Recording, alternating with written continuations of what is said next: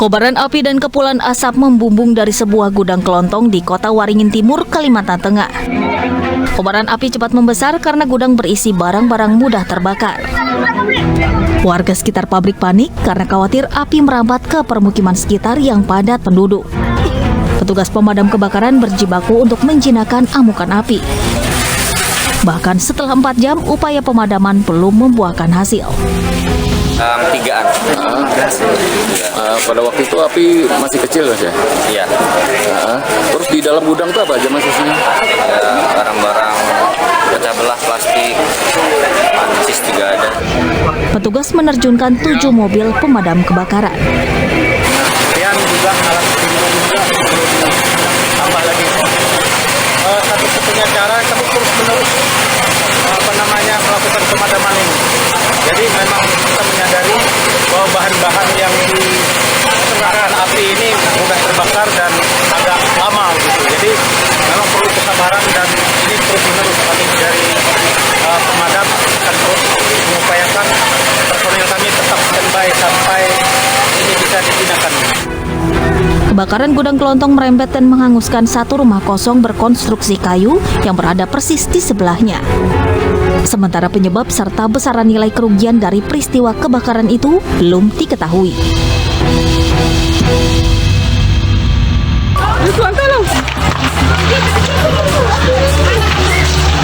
Warga di Jalan Bulak, Kalitinjang, Gang 1 panik setelah mengetahui gudang mebel yang berada di permukiman mereka terbakar. Banyaknya bahan mudah terbakar di dalam gudang membuat api dengan cepat membesar. Petugas pemadam kebakaran berhasil menjinakkan api dalam waktu setengah jam. Tak lama, api berhasil dipadamkan sehingga tidak sampai menjalar ke bangunan lain serta rumah warga.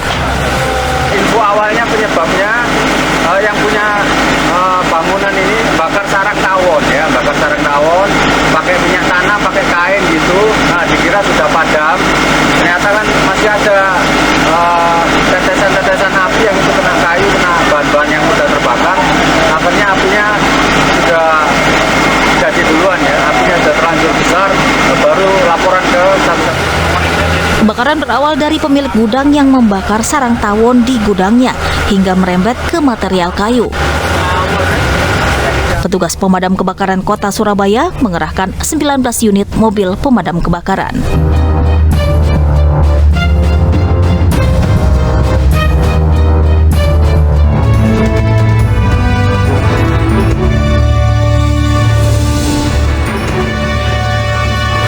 Halo, selamat sore pemirsa. Kita berjumpa di iNewsroom, ruang memperbarui informasi Anda yang terjadi sepanjang hari ini. Saya Aprilia Putri.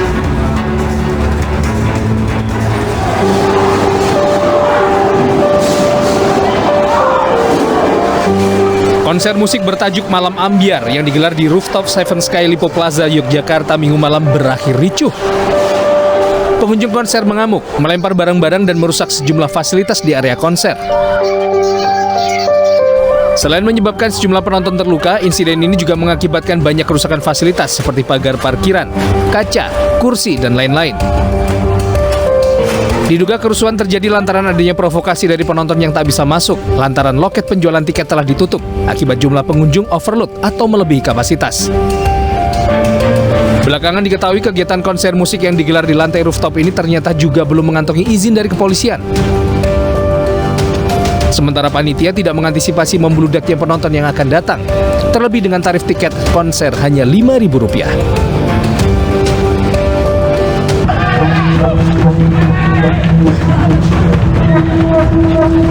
Bentrokan antara dua kelompok pemuda di kompleks perumahan Ohojiang di Kabupaten Maluku Tenggara pecah. Dengan menggunakan batu, kayu, serta senjata tajam, dua kelompok pemuda ini terus saling menyerang. Karena kondisi semakin memanas, aparat kepolisian akhirnya menembakkan gas air mata untuk membubarkan massa dari kedua kelompok yang terlibat tawuran. Tawuran bisa dibubarkan dan tidak ada korban jiwa dalam insiden ini. Belum diketahui pasti pemicu kericuhan, namun bentrokan antar pemuda di kawasan ini kerap terjadi dan terus berulang.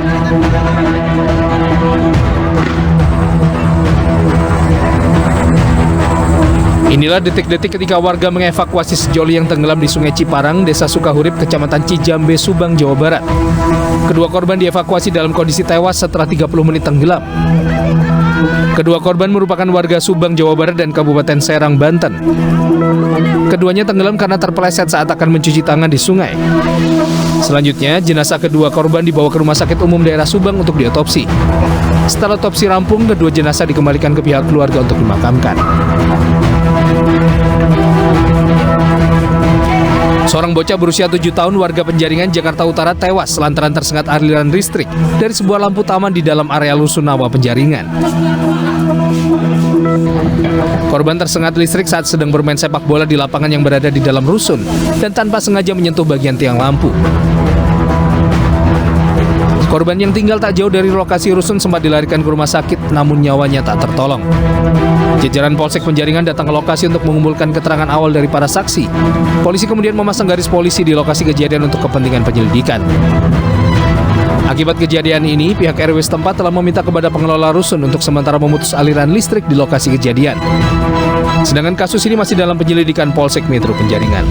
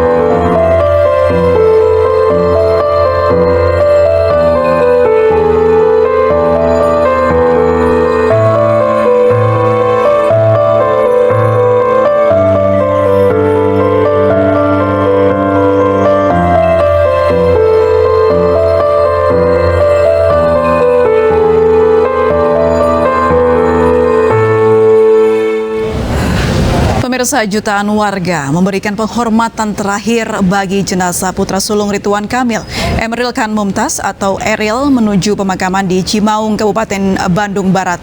Eril dimakamkan di lahan yang dirancang khusus oleh sang ayahanda.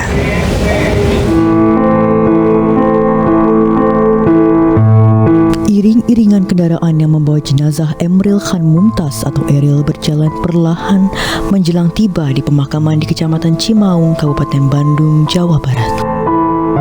Masyarakat dari berbagai kalangan menyemut di pinggir jalan untuk melepas jenazah Eril ke tempat peristirahatan terakhir. Setibanya di pemakaman yang dirancang khusus oleh sang ayah, peti jenazah Eril diangkat menuju liang lahat. Kumandang azan menjadi pengantar sebelum jenazah Eril dikebumikan. Keluarga, kerabat, kolega dan para pelayat yang hadir tak dapat menahan haru. Sang ayah Ridwan Kamil menguruk tanah liang lahat bagi jenazah sang putra. Setelah liang lahat tertutup dan kayu nisan ditancapkan, keluarga memberikan taburan bunga di atas pusara sebagai penanda di tempat itulah Eril telah beristirahat dengan tenang. Ya, pemirsa, Gubernur Jawa Barat Ridwan Kamil bersama keluarga mengucapkan terima kasih kepada semua pihak yang memberikan dukungan atas meninggalnya Emeril Khan Mumtaz atau Eril.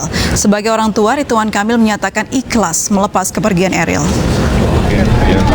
Saya yang pertama mengaturkan terima kasih atas doa-doa yang dipanjatkan, yang mungkin dipantau oleh media.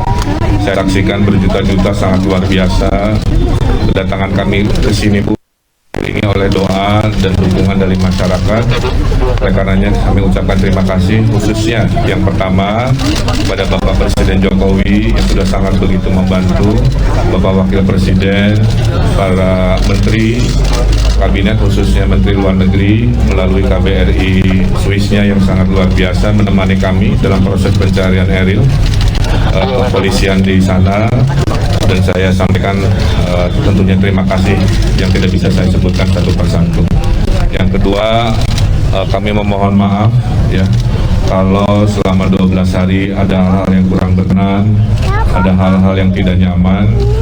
Semata-mata kami berusaha berikhtiar sebaik-baiknya sambil kami berdoa. Dalam 12 hari ini mudah-mudahan menjadi 14 hari ini mudah-mudahan menjadi pembelajaran bagi kita semua bahwa ternyata jutaan doa itu datang dari amal ibadah, kebaikan-kebaikan yang kita tabur selama kita di dunia, kira-kira begitu. Dan pemirsa, untuk mengetahui situasi di pemakaman Putra Sulung Gubernur Jawa Barat, kita sudah terhubung dengan rekan Camar Hainda. Camar, bagaimana situasi di sana saat ini? Apakah masih banyak masyarakat yang bertakziah? Baik, selamat sore April dan juga pemirsa, dapat kami sampaikan saat ini situasi di area kompleks pemakaman itu memang sudah ditutup, di mana ziarah sudah tidak boleh lagi dilakukan. Pemantauan kami ziarah bagi masyarakat dilakukan dari pukul 12 siang hingga dengan pukul 17.30 waktu Indonesia Barat, dan tepat di samping kiri saya, April dan juga pemirsa, ini dapat dilihat untuk pintu gerbang menuju ke arah area pemakaman ini sudah ditutup. Namun dapat dilihat pula bahwa banyaknya masyarakat yang masih ingin melihat pemakaman dari almarhum Eril. Ini terdapat sejumlah masyarakat yang berasal dari berbagai kecamatan yang ada di Kabupaten Bandung, seperti di Kecamatan Bale Endah, kemudian juga Kecamatan Banjaran, dan tentunya Kecamatan Cimaung. Dan April, pemirsa, kami juga memantau bahwa untuk tenda-tenda yang tadi digunakan untuk para tamu VIP dan juga keluarga yang pada saat tadi sekitar pukul 11 dilakukannya pemakaman, ini sudah mulai dibongkar. Kemudian juga kami melihat untuk makam dari almarhum Eril itu sudah dirapikan, dan informasi yang kami dapat bahwa nantinya ziarah akan dibuka untuk hari-hari kedepannya ini pada pukul 8 hingga dengan pukul 5 sore. Jadi bagi masyarakat yang akan berziarah dapat datang kembali esok hari di hari Selasa misalnya, ini dapat datang menuju ke area pemakaman yang ada di Desa Cimaung, Kecamatan Cimaung, Kabupaten Bandung. Jaraknya sekitar 30 km dari titik kota Bandung dengan menggunakan tol Soroja. Adapun untuk regulasi lainnya, April dan juga pemirsa, apabila masyarakat ingin datang, ini untuk tempat parkir tidak diperbolehkan untuk parkir di depan gerbang, namun harus parkir di lapang bola yang ada di Cimaung sekitar 400 meter dari titik saya melaporkan saat ini. Sementara demikian, April, kembali ke Anda di studio. Hainda melaporkan langsung dari Kabupaten Bandung, Jawa Barat. Selamat bertugas kembali. Asik menonton pertandingan sepak bola, warga diserang perusuh. Kejadian ini pun viral di media sosial. Newsroom segera kembali usai jeda berikut ini.